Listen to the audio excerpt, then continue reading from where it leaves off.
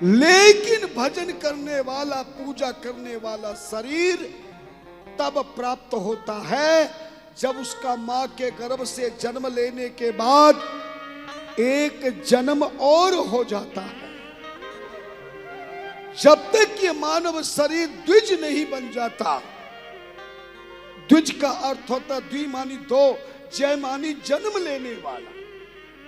एक जन्म जो मां के गर्भ से होता है वो फिजिकल बॉडी है, भौतिक शरीर है, संसार की हर सुख को प्राप्त करने वाला, दुख को प्राप्त करने वाला शरीर है। लेकिन भक्ति प्राप्त करने वाला शरीर मां के गर्भ से केवल जन्म लेने वाला रहने पर नहीं प्राप्त कर सकता। ध्यान, दूसरा जन्म किसी सतगुरु से गुरु मंत्र लेकर सतगुरु बनाकर इस शरीर को शिष्य पद प्राप्त कर लेता है, तब उसका दूसरा जन्म द्विज कहलाता है। ध्यान देना, अगर विश्वास नहीं, शास्त्र कहता गुरु बिन भव निधि तरय न कोई, जो बिरंच शंकर सम होई।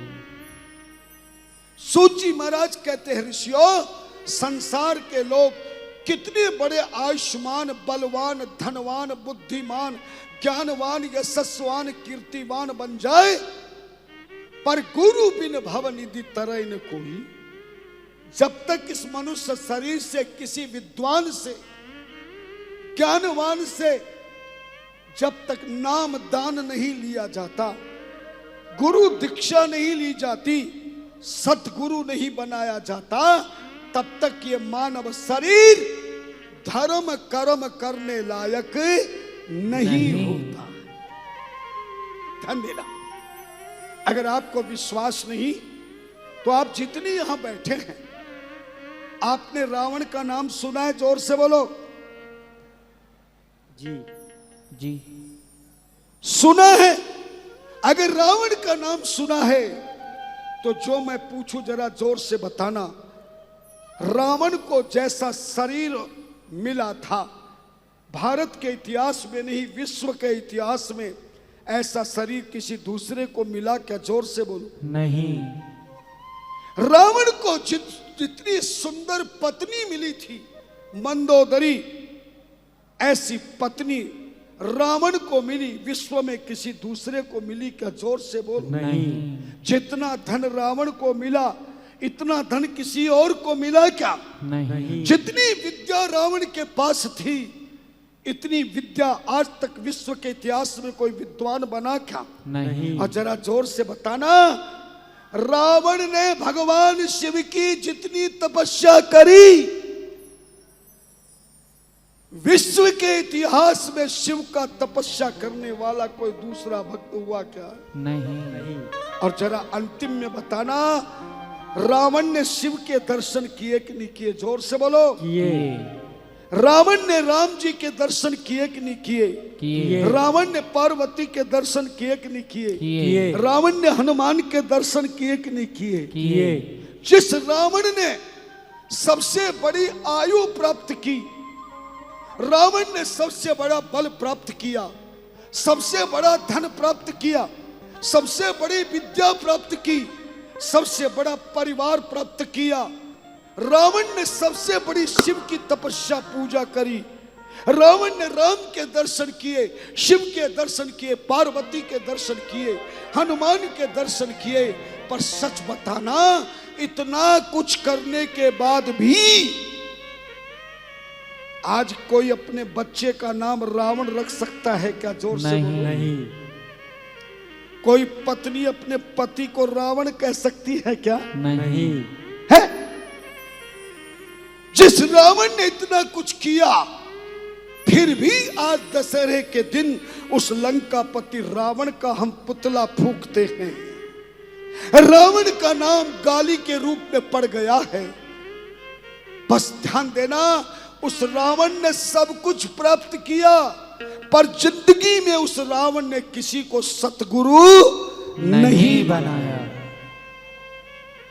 ध्यान देना, और बिना सतगुरु बनाए रावण की जिंदगी में सब कुछ प्राप्त होने के बाद भी उसे कुछ भी प्राप्त नहीं हो सका। उसकी पत्नी ने मरे हुए रावण से कह दिया था, राम विमुख असहाल तुम्हारा, रहा नहीं कुल रोवण हारा। ध्यान देना, लेकिन उसी रावण के छोटे भाई ने, जरा ध्यान देना, उसी रावण के छोटे भाई विभीषण ने न तपस्या की, न पूजन किया, कुछ भी नहीं किया, केवल सतगुरु बना लिया। आप में से कितने लोग हैं जो ये जानते हैं कि विभीषण ने किसको अपना गुरु बनाया, सतगुरु बनाया?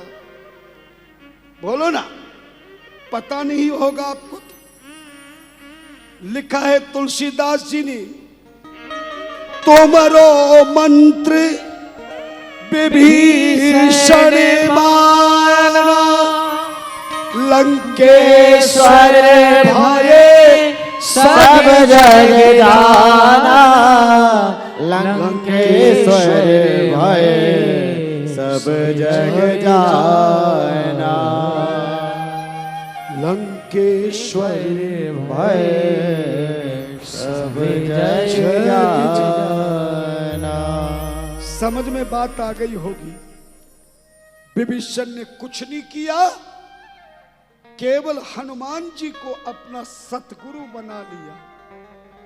श्री राम जय जय राम का महामंत्र प्राप्त कर लिया और विभीषण के द्वारा गुरु मंत्र प्राप्त करते ही आपको ने सुना होगा, सुंदरकांड में पढ़ा होगा, उस विभीषण को बिना तपस्या के, बिना भजन के हनुमान जैसे गुरु महाराज ने लंका का राजा बना दिया।